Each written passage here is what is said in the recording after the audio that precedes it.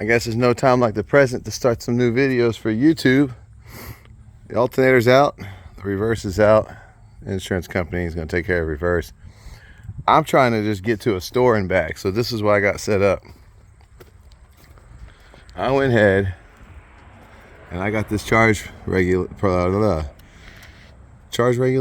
controller hooked up to the battery on here. As you can see, I got 12.3 right now volts because I got my solar panels up here on the roof connected directly to my battery, and that's going to allow me to make a limited trip so I can get someplace, and while I'm in the store the battery can continue to charge while it's sitting in the parking lot.